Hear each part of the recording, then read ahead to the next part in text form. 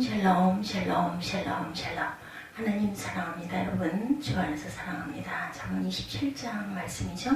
전체 1절에서 27절 중에 1절에서 14절 내일 일을 자랑하지 말라 이렇게 말씀하고 있습니다. 1절이죠. 너는 내일 일을 자랑하지 말라. 하루 동안에 무슨 일이 일어날는지 내가 알 수 없습니다. 그렇습니다. 무슨 일이 일어날지 오늘 지금 이 새벽에 오늘 이 시간 이후에 일어날 일 우리는 모릅니다. 내일 일뿐만이 아니라 오늘 지금 이 시간 이 순간 이후에 일어날 일 아무도 모르죠. 타인 너를 칭찬하게 하고 내 입으로는 하지 말며 외인이 너를 칭찬하게 하고 내 입술로는 하지 말라. 돌은 무겁고 모래도 가볍지 아니하거니와 미련한 자의 분노는 이 돌보다 무거우니라. 부는 잔인하고 노는 창수 같거니와 투비 앞에야 누가 서리요. 면책은 숨은 사람보다 나으니라. 친구의 아픈 책망은 충직으로 말미암는 것이나 원수의 잦은 입맞춤은 거짓에서 난 것이니라. 배부른 자는 꿀이라도 싫어하고 줄인 자에게는 쓴 것이라도 다니라. 그렇죠? 우리가 배부를 때는 아무리 좋은 음식도 먹고 싶지가 않아요. 먹을 수가 없어요. 고향을 떠나 요리하는 사람은 보금자리를 떠나 떠도는 새와 같으니라. 기름과 향이 사람의 마음을 즐겁게 하나니 친구의 충성된 공고가 이와 같이 아름다우니라. 내 친구와 내 아비의 친구를 버리지 말며 내 환난 날에 형제의 집에 들어가지 말지어다. 가까운 이웃이 먼 형제보다 나으니라. 내 아들아 지혜를 얻고 내 마음을 기쁘게 하라. 그리하면 나를 비방하는 자에게 내가 대답할 수 있으리라. 슬기로운 자는 재앙을 보며 숨어 피하여도 어리석은 자들은 나가다가 해를 받느니라. 타인을 위하여 보증선자의 옷을 취하라. 외인들을 위하여 보증선자는 그의 몸을 볼모 잡을지니라. 이른 아침에 큰 소리로 자기 이웃을 축복하면 도리어 조주같이 여기게 되리라. 이렇게 14절까지 내용입니다. 잠언 27장 1절에서 너는 내 일들을 자랑하지 말라 이렇게 말씀하죠. 하루 동안에 무슨 일이 일어날지 이 순간 이후의 일도 우리는 알 수 없습니다. 내일 일을 자랑치 말아야 되겠죠. 시편 90편 모세가 쓴 시죠. 그 시편에서 인생을 노래하기를 우리 연수가 70이요 강건하면 80이다.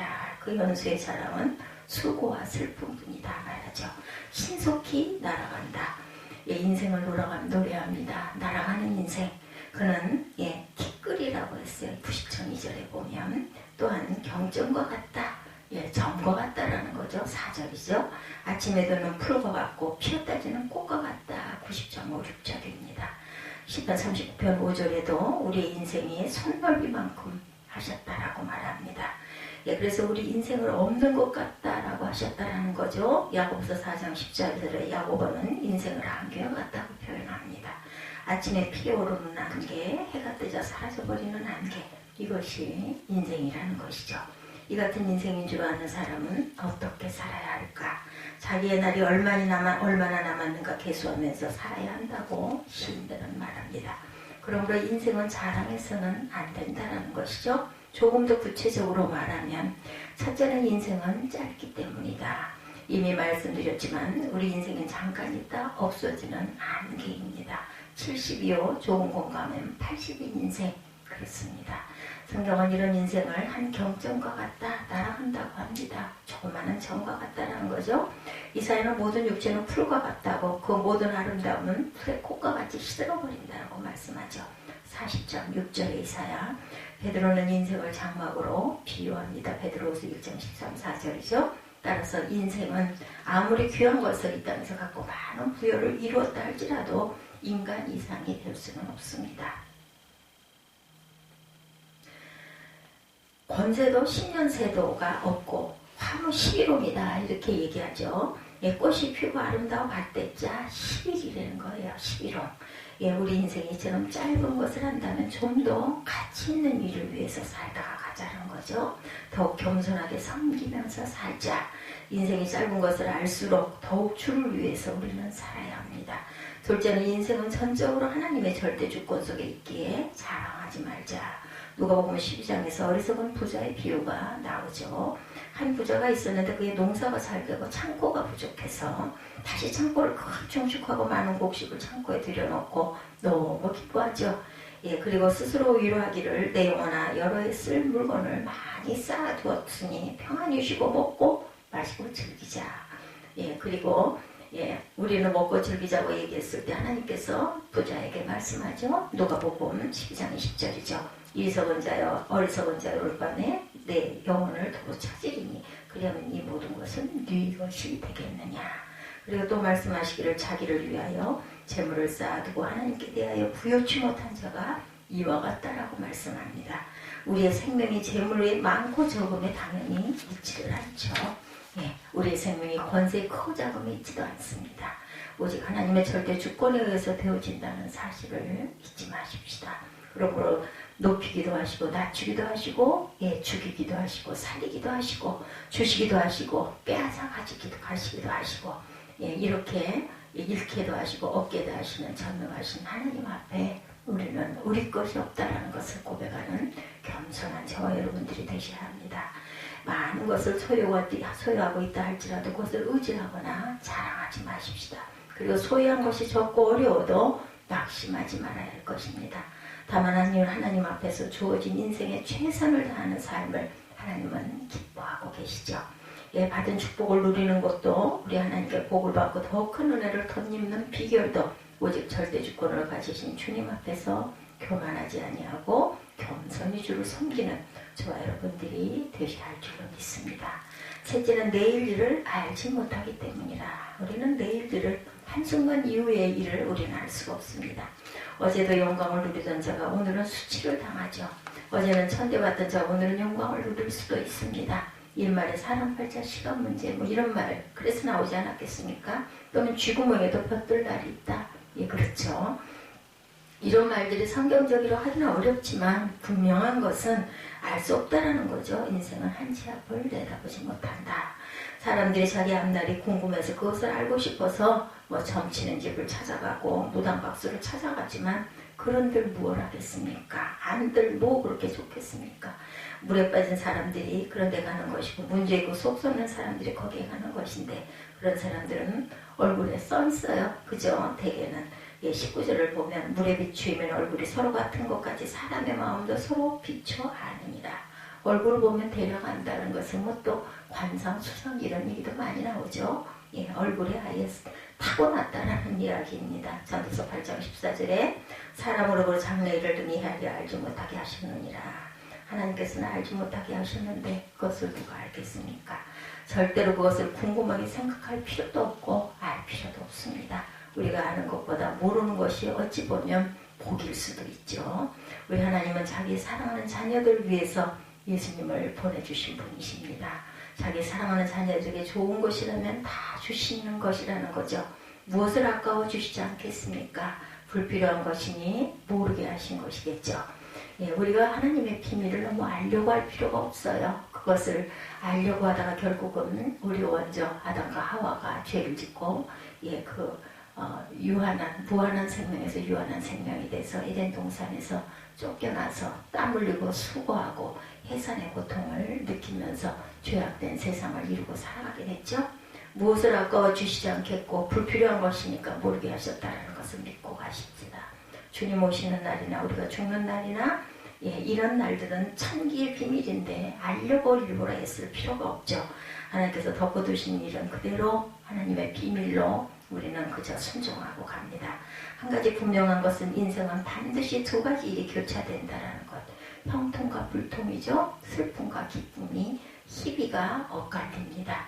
어떤 사람은 인생이 모두 형통한 일만 생기는 것도 아니고 불통한 일, 괴로운 일만 있는 것도 아니에요. 인생을 살 수가 없죠. 그렇다면 밤을 만나면 아침도 오리라는 것을 우리는 압니다. 찬란한 아침을 맞이하는 그는 밤도 오리라는 생각을 겸손히 하나님 앞에 무릎을 꿇고 감사하고 기도하십시다. 한치 앞도 모르는 인생은 자랑할 것이 아무것도 없죠. 넷째, 인정받은 칭찬받는 삶을 우리는 살아가야 합니다. 2절이죠. 타인으로 너를 칭찬하게 하고 내 입으로는 말며 외인으로 너를 칭찬하게 하고 내 입술로는 말지니라. 우리 인생은 칭찬 듣는 삶이어야 한다. 거룩한 삶이어야 합니다. 경건한 삶, 공의롭고 정직한 삶을 살아야 합니다. 이런 삶을 위해서 우리가 부담 없는 노력을 해야 되겠죠. 그러나 이런 삶을 살았다 할지라도 자기 스스로를 너무 자랑치 말아야 합니다. 예수께서 가르쳐 주신 대로 나는 무익한 종이라 우리 하여야 할 일을 했을 뿐입니다. 누가복음 17장이죠. 예, 이렇게 이런 마음을 가져야 되겠고 이런 겸손한 삶을 살아야 합니다. 우리 성도는 우리 이웃에게 부끄러움이 없는 삶을 살아내야 되겠죠. 모든 사회생활에서 부끄러움이 없어야 되고 이웃에게 본이 되고 덕이 되는 생활을 해야 합니다. 우리의 장래를 위하여 예비하고 준비하는 삶을 살아야 되겠죠. 그럼에도 불구하고 스스로는 자랑치 말아야 되겠다. 그러면 여러분의 이웃이 여러분을 칭찬하고 높여줄 것입니다. 우리 하나님께서 그렇게 하시겠죠. 우리의 준비한 것이 완벽할지라도 우리의 행위가 다 오를지라도 쌓아놓은 덕이 많을지라도 장애를 장담하거나 자랑해서는 절대로 안 됩니다. 그럴수록 우리는 더욱 하나님께 자신을 전폭적으로 맡기고 하나님의 뜻대로 이루어지시기를 기도해야 할 것입니다. 그래서 내일 일을 자랑하지 말라는 거죠. 하루 동안에도 무슨 일이 일어날지 아무도 모른다는 것입니다. 하나님 외에는 첫째도 겸손, 둘째도 겸손, 셋째도 겸손으로 살아 주 앞에 설 때 부끄러움을 당하지 말아야 할 것입니다. 우리 인생이 이렇게 안개와 같고 풀과 같고 풀의 꽃과 같지만 그러나 우리가 살아있는 동안은 너무나 귀하고 소중하죠. 어거스틴이 말합니다. 오직 한 번만 이 세상을 지나간다. 그렇죠. 그러므로 이 지나가는 도중에 친절을 베풀 일이나 누구를 도와줄 일이나 순종하고 봉사하고 섬길 일이 있거든 절대로 연기하지 말고 등간히하지 말아라. 즉 지로 행하시오. 왜냐하면 여러분은 이 길을 다시 두 번 통과할 수 없기 때문이다. 라고 했는데 마음 깊이 새겨야 할 말입니다. 인도 유명한 시인 타고르는 말하기를 나는 나이가 점점 더 많아가므로 이젠 내가 젖는 노를 의지하지 아니하고 돛을 높이 달고 바람을 의지하노라 이렇게 말했다고 합니다. 예, 노를 잡았던 힘은 점점 더 빠져갈 것이고 믿음의 돛을 높이 올려야 되겠죠. 그리고 부는 바람을 의지하고 성령 하나님께서 인도하시는 대로 순종하여 가시기 바랍니다. 육신의 눈이 점점 어두워져 신령한 눈은 점점 밝아져서 하늘의 영원한 세계를 믿음으로 바라보시는 저와 여러분이 되시기 바랍니다. 오늘 내게 무엇이 있다고 자랑하지 말고 무엇이 부족하다고 불평하지도 말고 내일 일을 염려하지도 마십시다. 공중에 나는 새도 먹이시고 들에 있는 백합화도 키우시는 하나님께서 여러분의 삶을 축복하실 것입니다. 분노와 충고에 대해서도 3, 4절에 보면 돌은 무겁고 모래도 가볍지 아니하거니와 미련한 자의 분노는 이 돌보다 무겁고 4절에 보면 부는 잔인하고 노는 창수 같거니와 투기 앞에 누가 서리요 이렇게 말씀하시죠. 분을 품고 있는 사람은 분을 품고 있는 동안에 결코 편안할 수가 없어요. 성경은 단 한 군데도 분을 내거나 노를 바라라고 권하시지 않습니다. 에베소서 4장 26절 이하에 분을 내어도 죄를 짓지 말며 해가 지도록 분을 품지 말고 마귀로 틈을 타지 못하게 하라고 권고하십니다. 사람이 흥분하면 나오는 대로 말하게 되고 되는 대로 행동을 하게 되죠. 그런 마음이 들 때 이제 충동적으로 뭘 깨부시고 싶고 발로 집어 던지고 싶고 소리 지르고 싶고 이런 거예요. 거기서 끝나면 타인인데 타인에게 또한 피해를 줄 수도 있습니다. 따라서 이 미련한 자가 분을 내고 노를 바라면 우리는 그것을 피하는 것이 상책입니다. 만일에 여러분이 삶 속에 분노가 치밀어 오르거든 하나님을 생각하십시다. 찬양을 드시고 마음을 모으시기 바랍니다. 4절에 분은 잔인하고 노는 창수 같다고 말하죠. 비바람 창수가 났다가도 그것이 곧 가라앉듯이 분도 가라앉게 되어 있습니다. 옛날 중국에 부대가 함께 사는 집안이 있었어요. 일 때도 살기가 힘들어 핵가족이니 뭐니 해서 갈라지는데 부대가 함께 사니 얼마나 상상이 안 되죠. 어떻게 이렇게 부대가 같이 사십니까 하니까 항아리를 보여주더랍니다. 항아리를 보니 수북한 쪽지가 있는데 참을인자를 항아리 가득 써서 넣어 놓았더랍니다. 이게 뭐냐고 물으니 마음이 상할 때마다 참을인자를 써서 그것을 항아리에 넣고 참았다라는 것이죠. 그것이 그 가문의 가문이 되었다고 합니다. 참을인자는 칼도 밑에 마음 심자죠. 마음에 분내는 것을 칼로 잘라라. 그런 심정으로 참을인자를 써서 참았다고 그러죠. 그래서 부대가 함께 살 수 있었다고 합니다. 평안하게 살기 위해서 서로 용서해야 되고 남에게 구제하는 것 어려운 것이 아니고 남 도와주는 것 힘든 것이 아니고 남 도와주는 것이 얼마나 자랑스러운 일인지 한번 하다 보면 기쁨이 오죠. 남을 도와줘야 많은 사람들로부터 난 칭찬을 받게 됩니다. 얼마든지 선한 말을 할 수가 있고 선한 일을 할 수가 있죠. 그러나 이런 일보다 더 어려운 일은 남을 용서하는 일입니다. 미련한 자는 분노를 잘 나타내는 자, 그러나 지혜로운 자는 분노를 다스리는 자입니다. 분노보다 더 잔인한 것은 투기고 샘내는 일이죠. 분노는 일시적인 현상에 불과하지만 투기는 상대의 형통을 부러워하는 일이기에 상대방이 잘못하며 웃음에도 상대방이 잘되는 것을 시기하고 방해하려는 데서는 악한 행위, 다른 사람이 잘되는 것을 보면 칭찬은 못해도 시기하는 일은 하지 말아야 되겠죠. 특히 오늘 22절에 미련한 자를 곡물과 함께 절구해 놓고 공의로 찌울지라도 그의 미련을 벗어지지 아니하느니라. 이렇게 말씀했어요. 이는 완악한 미련함을 의미합니다.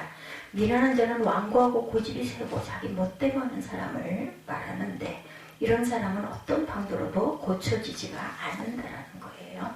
예, 미련한 자를 곡물과 함께 절구해 놓고 공의로 찌울지라도 그 미련은 벗겨지지 아니하니라. 내 양떼의 형편을 부지런히 살피며 너 소떼에게 마음을 주라. 대저 재물은 영원히 잊지 못하나니 멸류관이 어찌 대대에 있으랴. 풀을 베매에는 새로 오미 돋나니 산에서 꼴을 거둘 것이니라. 어린 양의 털은 내 옷이 되며 염소는 밭을 사는 값이 될 것이니라 라고 말씀하고 있어요. 염소의 젖은 넉넉하여 너와 내 집의 음식이 되고 내 여종의 먹을 것이 되느니라. 이렇게 17절에 말씀하죠. 예, 마지막으로 좋은 친구에 대해서 말합니다. 마지막으로 좋은 친구 5, 6절이죠. 면책은 숨은 사람보다 나으니라. 친구의 통책은 충성에서 말미암는 것이니 원수의 자주 입맞춤은 거짓에서 나느니라. 즉 면책이라는 말은 노골적인 책망, 그래서 드러내놓고 시정해주는 그러한 것입니다. 이를 잘 받으면 악에 빠지지 않고 멸명을 면케 되죠. 노자가 말하기를 믿음성 있는 말은 아름답지가 않고 아름다운 말은 믿음성이 없다라고 말합니다. 듣기 좋은 말은 유익된 말보다 아첨의 말이 더 많다라는 거죠. 면책의 말은 당장이라도 듣기가 힘들어도 나중에는 양약이 된다고 성경은 말씀하고 있습니다. 듣기 좋은 말은 유익된 말보다는 아첨의 말이 더 많다라는 거예요. 아첨의 말이 더 듣기가 좋다라는 거죠. 예, 우리는 아첨을 분별할 줄 알아야 됩니다. 5, 6절이죠. 친구의 아픈 책망은 충직으로 말미암는 것이니 원수의 잦은 입맞춤은 거짓에서 난다. 5절에 면책은 숨은 사람보다 낫다. 배부른 자는 꾸비리라도 싫어하고 줄인 자에게는 쓰는 것이라고 달다라고 말씀하죠. 면책의 말은 당장에는 듣기가 힘들어도 나중에는 양약이 된다는 것 잊지 마십시다.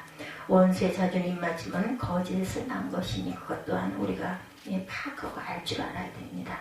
원수가 특별히 잘해주고 칭찬해주고 친절을 베풀어주는 것은 다른 뜻이 있기 때문이죠. 해코지 않은 의지가 담긴 말입니다. 예수님의 12제자 중에서 예수님의 얼굴에 입맞춤함으로 어떻게 했어요? 예수님을 대접한 사람 아무도 없었어요. 오직 가룟 유다 팔아먹어 넘기기 위해서였죠. 입맞춤. 이것은 원수들에게 이 사람이 예수님 잡으라 하는 악한 음모였다라는 것, 해코지 않은 마음의 표시였다라는 것을 잊지 마십시다.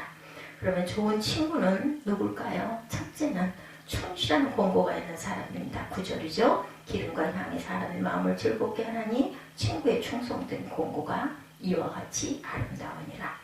흉금을 털어놓고 삶을 이야기할 수 있는 친구가 있다는 것은 복된 일입니다. 아무리 이야기해도 허물이 되지 아니할 뿐만 아니라 친구의 허물을 분명히 말해줄 수 있는 그런 친구가 좋은 친구입니다. 그리고 그런 친구의 충정 어린 충고를 받을 줄 아는 저와 여러분이 되셔야 되겠죠. 둘째는 교제의 즐거움이 있어야 합니다. 충실한 공고 그리고 교제의 즐거움. 기름과 향은 기분을 돋궈주는 역할을 하죠. 그래서 좋은 향을 맡으면 마음이 안정된다 해서 향을 이렇게 켜놓는 그런 경우가 있어요. 진정한 친구의 사이면 즐거움이 있어야 되고 만날수록 부담되고 괴롭다면 좋은 친구가 될 수가 없죠. 가까워질 수가 없습니다. 셋째는 좋은 친구는 환난 날에도 도움이 되는 친구입니다. 10절이죠. 내 친구와 내 아비의 친구를 버리지 말며 내 환난 날에 형제의 집에 들어가지 말지어다. 가까운 이웃이 먼 형제보다 나으니라. 어려움을 당할 때 단순히 화록이라는 이유 때문에 도움을 청하지 말라는 말입니다. 막상 위기가 닥치면 외면을 당할 수가 있고 그렇게 외면당하면 상처가 더 크죠. 의지했었는데 남이면 차라리 남이니까 이렇게 되는데 형제인 경우에는 정말 상처가 큽니다. 친구가 위기를 만났을 때 그 위기를 함께 할 수 있는 친구가 정말 좋은 친구이죠. 형제 환난을 위하여 백방으로 노력하는 친구가 참된 친구입니다. 다윗에게서 요나단이 이 같은 친구였죠. 여러분의 이런 친구, 이런 좋은 친구는 첫째는 아내에게 있어서 남편이고 남편에게 있어서는 아내가 되어야 합니다. 잘못된 것에 대해서 단호히 면책할 수 있고 위기에 대해 함께 위기를 모색해 나가서 그 위기를 극복할 수 있는 그런 배우자들이 되시기 바랍니다. 그리고 우리 주님 예수 그리스도께서 우리의 가장 귀한 친구이시죠. 예수는 내 친구는 나를 위해 목숨까지 주신 그러한 예수 그리스도이십니다. 모든 환난에서 건지시고 보호하시고 이기게 하시는 절대적으로 함께 하시는 우리 주님 임마누엘 예수 그리스도. 주님도 말씀하시죠. 친구를 위하여 목숨을 버리면 이에 더 큰 사랑이 없다라고 말씀하셨어요. 그리고 나는 친구를 위하여 목숨을 버리노라. 그래서 버려주셨죠. 가까운 친구라도 서로 조심해야 할 일, 돈거래, 이것을 잘못하면 친구 잃고 돈을 잃죠. 13절에 타인을 위하여 보증이 된 자는 그 몸을 볼모로 잡히게 된다 말씀합니다. 아무리 친구라도 할 것이 있고 하지 말아야 할 것이 있죠. 저속하는 언어나 함부로 행동을 해서는 안 되겠다. 그리고 또한 배신하지 말아야 되겠다. 배신은 모든 관계를 파괴하고 치명적인 상처를 입히기 때문에 악이 된다는 것이죠. 이것을 지혜의 자문에서 우리에게 훈계해 주십니다. 내일 일을 알지 못하느니 자랑하지 말고 분노를 참고 잘 다스리되 소망 없는 미련한 자가 되지 않기를 우리가 기도하고 이 세상에 예수님 같은 친구, 천국까지 동행하시는 주님을 바라보고 동행하시는 저와 여러분이 되시기를 주님의 이름으로 축복합니다. 기도하시겠습니다.